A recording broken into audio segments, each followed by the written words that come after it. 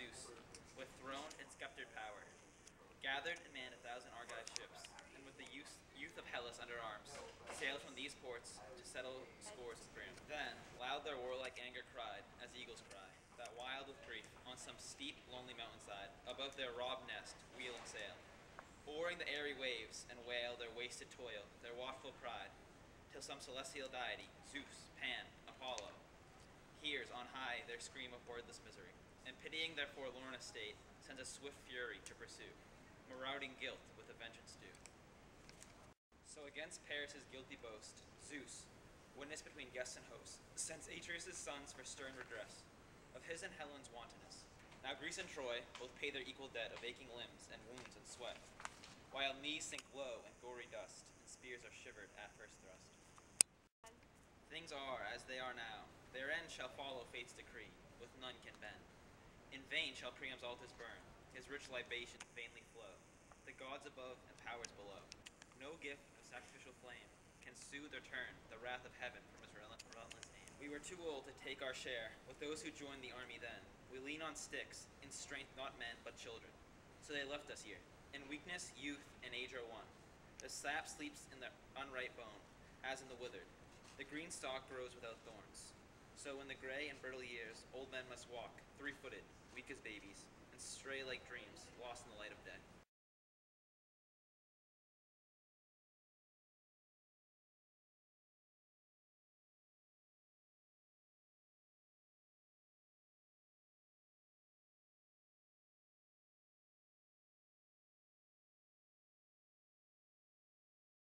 Elders and citizens of Argos, in your presence now I will speak, unashamed, a wife's love for her husband. With time dies diffidence. What I shall tell I learnt untaught, for my own long endurance, these 10 years. My husband spent under the walls of Ilion. First that a woman should sit forlorn at home, unmanned, is a crying grief.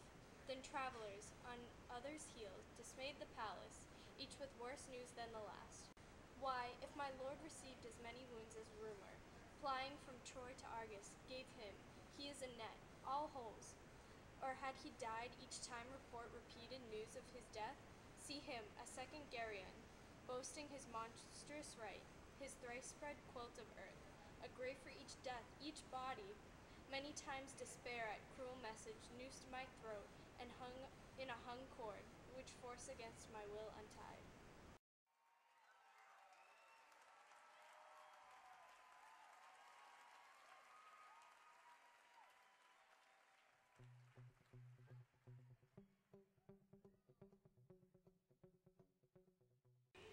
Help, help, I am wounded, murdered, here in the inner room. Hush, listen. Who cried murder? Do you know that voice? Help, help again, murder, a second mortal blow. That groan tells me the deed is done. It was the king. Come, let's decide together on the safest plan. This is what I advise, to send a herald round, bidding the citizens assemble here in arms. Too slow, I say, we should burst in at once, and catch murder in the act, before the blood dries on the sword. I share your feeling that it is what we ought to do, or something of that kind. Now's the time to act. It's plain that this beginning points to the assassin's mean to establish a tyrannical regime. Yes, while we talk and talk, but action, spurning sleep, tramples the gentle face of caution in the dust. I can suggest no plan that might prove practical. I say let those who took this step propose the next. I'm of the same opinion. If the king is dead, I know no way to make him live by argument. Then shall we patiently drag out our servile years, governed by these disgraces of our royal house? No, no, intolerable. Why would not rather die, a milder fate than living under tyranny? Wait, not too fast. What is our evidence? Those groans? Are we to prophesize from them that the king's dead? We must be certain, this excitement's premature. Guessing and certain knowledge are two different things. I find this view supported on all sides, that we make full inquiry what has happened to the king.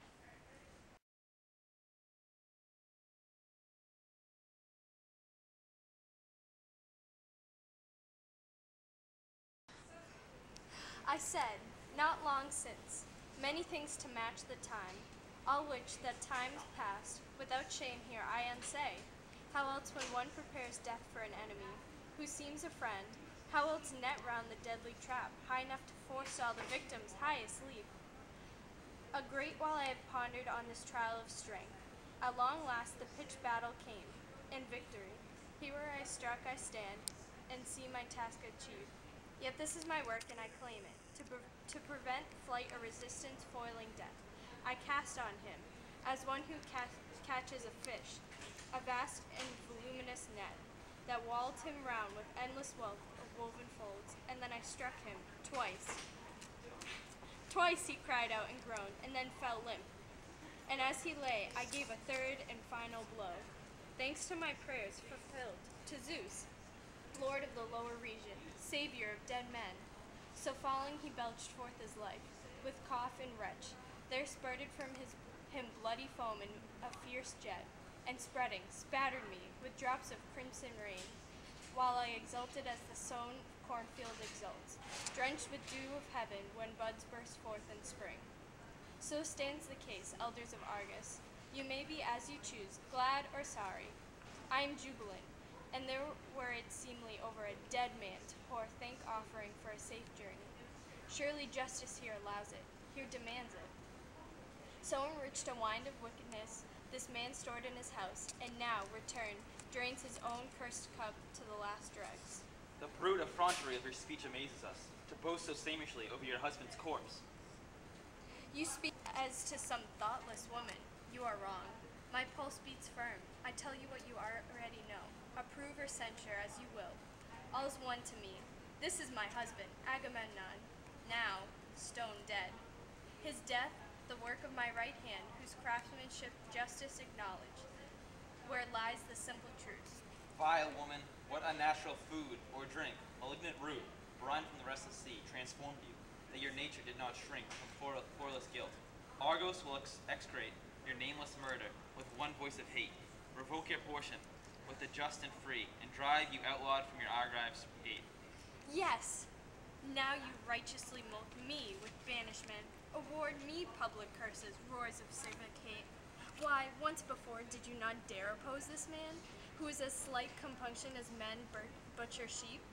When his own fields were white with flocks, must sacrifice his child, and my own darling, whom my pain brought forth.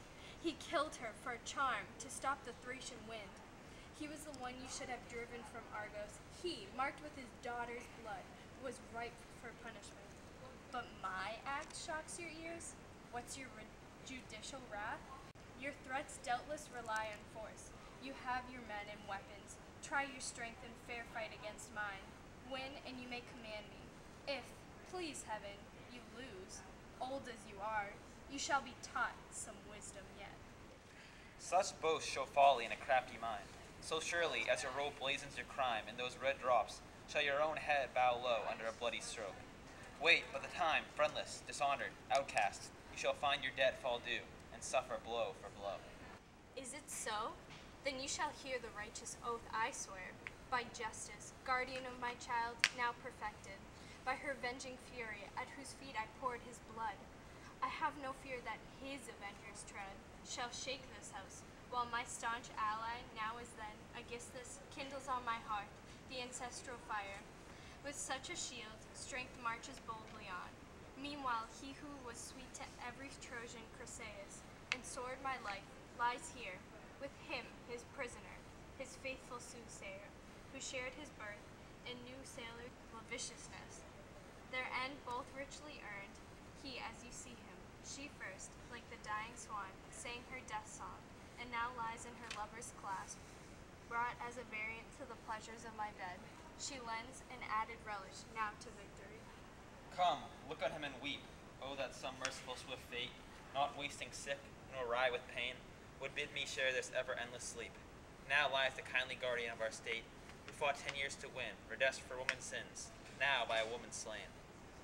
Helen, infatuate Helen, you who split beneath Troy's walls, live without number. You, now in your house, have fixed a lasting guilt, with every age will tell anew. Surely that day you fled beyond recall, a curse of grief already grew, deep-rooted in this royal hall. Is fact so gross a burden? Put up no prayers for death, nor turn your spleen on Helen, as if her act had ordered the fate of fighting thousands, and robbed their souls of breath. From her fault alone, such cureless grief had grown.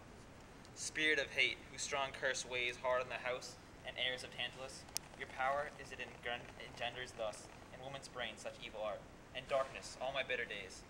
It is your hateful form I see rejoice, standing like crow on carrion, your voice whose exercible song affronts both ear and heart.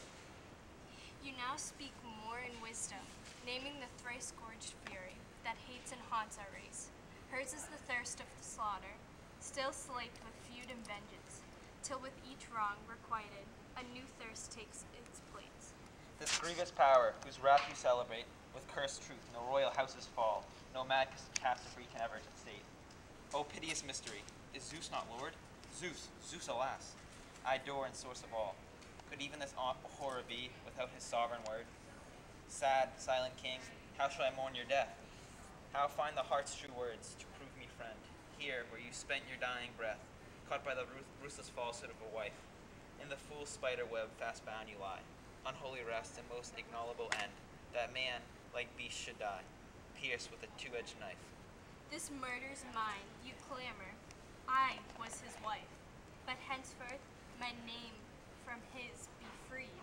Distressed in my form, a phantom of vengeance, old and bitter, that obscene host, Atreus, for his abhorrent deed, has poured this blood in pavement, that here on justice's altar a man for babes should bleed.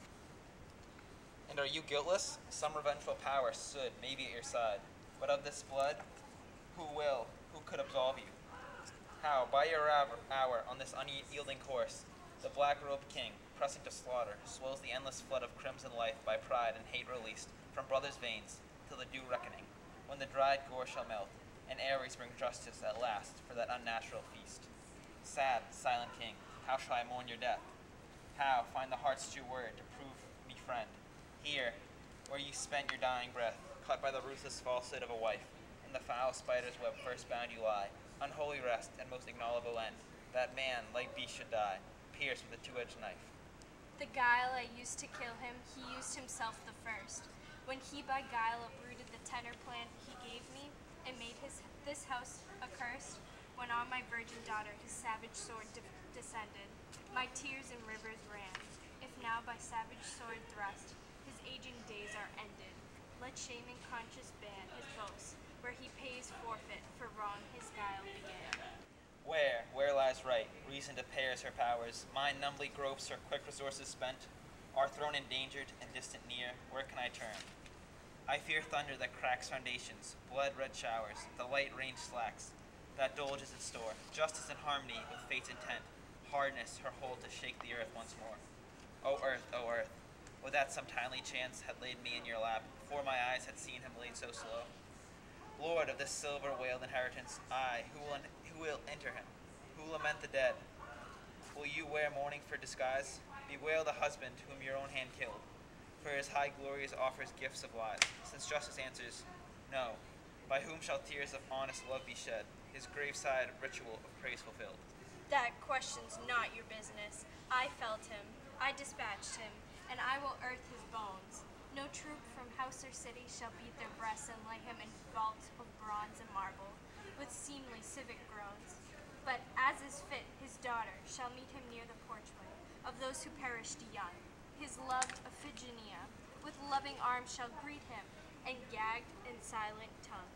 Reproach answers reproach, truth darkness still. She strikes the striker, he who dared to kill pays the full forfeit, while Zeus holds his throne. The maxim hold on earth, the sinner dies, that is God's law.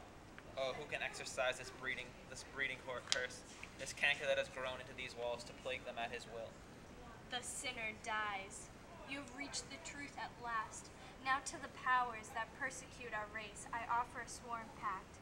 With this harsh deed and bitter fact, I am content. Let them forget the past. Leave us forever and oppress some other house with murderous wickedness. I ask no weight of wealth, for me it will suffice to purchase at this price for our long sickness, health.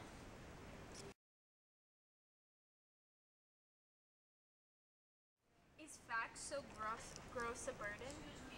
Put up. Show her All right, coming and in. you're good.